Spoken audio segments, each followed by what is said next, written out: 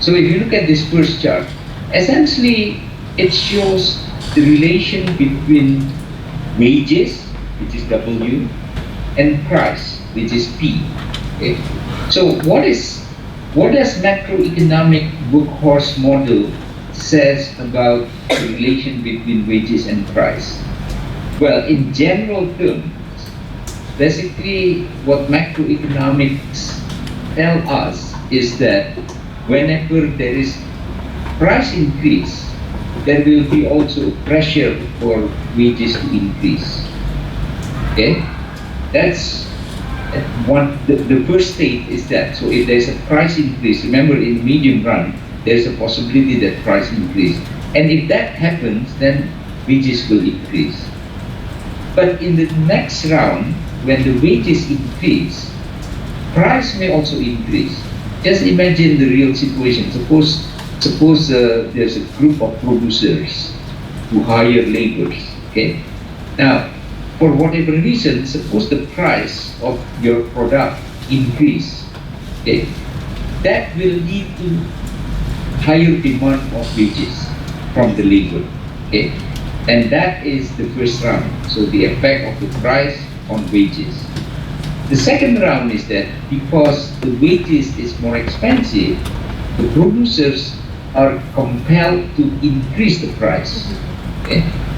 Now, of course, this simple story neglect the role of time, because all the story I was telling you as if it's happening instantaneously. Of course, it's not.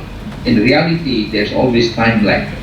For example, wages will not rise if the price today rise. So in other words, if the price today increases, let's say by 5%, it doesn't automatically mean that today the wages will go up. Okay. Sometimes it takes a year or sometimes 2 years. Maybe there's a negotiation between the labor and the business people and so forth. So that is the reasons why, if you notice in that equation, instead of just P or price, there is a superscript E, that is expected price. So in other words, the behavior of the labor in terms of demanding higher wages will depend not on the current price, but on the expected price. So that is the reasons why instead of using P, we use P superscript E. Okay? So that is the first one. So wages is determined by the expected price. Now imagine, suppose in your firms, suppose in the economy where your firms is operating, there's a lot of people who are not working. There's a lot of unemployment. Okay? What does that mean? That means there's a lot of people are looking for job because they don't get a job. That's why they are unemployed, right? So if the demand for job is not the demand, but the supply of labor, that is people who are not working, if the supply of labor is increasing, okay, you can imagine that the pressure for the wage to go down, not to go up, go down, it's also higher. Because now the producers, the firms, are in a position that, well, there are many people are looking for job. So I can always hire anybody but with the lower wages. So basically there is a negative relation between the unemployment and wages. That is the reason you see the negative sign on top of the U. U is the unemployment, by the way. Okay? So there's a negative sign. The higher the unemployment, the lower is the wages, and vice versa. The lower the unemployment, the higher is the wages. Okay? So far there are two variables that determines the wages. One is the expected price. The second is the unemployment. But there is another important factor, okay? And I think at the beginning of this semester, in our first meeting, I mentioned about the importance of institution, right? The institutional factor, especially for developing countries like Indonesia. A lot of things happen where it's not about the policy, but it's about the institution. So you may have a right macro policy, okay, but you have a wrong institution and the outcome is bad. Even though your macro policy is correct, but because of the institution. Now, this is one example, only one example, because when we talk about institution, there's numerous number of institutions. But in this case, we are only talking about one institution. And this institution, of course, we're talking about labor market, institution that is associated with the labor market. For example, labor union, that's also an institution. Okay? So if we have a very strong labor union, okay, then you can imagine the demand for higher wages is also strong. Because when you have a labor union, your bargaining position is stronger compared to if you don't have labor union, right?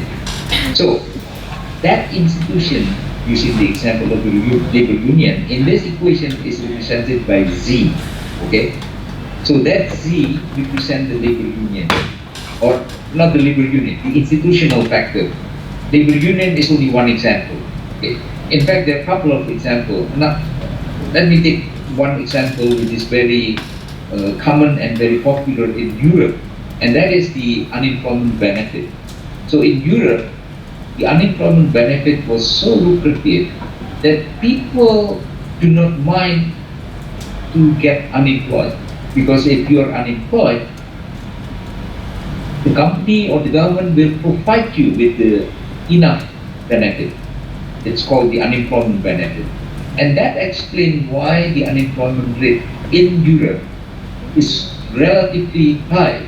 You know, for many years, the unemployment rate is double digits, like 10%, 11%. Even now, you know, if I'm not mistaken, now is around 7%, the unemployment. It's still very high compared to other industrial countries like in the US. Okay? In the US, it's around 3 or 4% unemployment. So one of the reasons why the unemployment in Europe is high is because they have a very strong unemployment benefit. So unemployment benefit is another example of the institutional factor. So another example of that Z. If you have a good unemployment benefit, then you are more reluctant to accept any wages which you consider too low, so that you prefer not to work. And that is the reasons why when you have very strong unemployment benefit, the wages also tends to be higher. Okay, so that is another example about the relation between Z, which is the institutional factor, and W, and the wage. Okay, and you can see the sign is positive there. Okay, so you can think of many other institutional arrangements to reflect Z that you can explain why, because of that institutional factor, the wage tends to be higher also. Okay?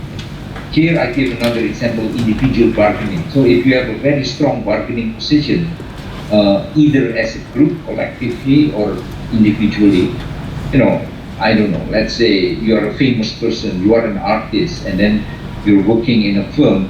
Because of your fame, you have a personal strong bargaining position. So you may be in a position to ask for higher wages. So there are many examples for C, for the institutional factors. Okay? So now, if you have all those three, the expected price, the level of unemployment, and the institutional factor, then you can determine what happened with the wages. Okay? So that's the first kind of a description about the labor market.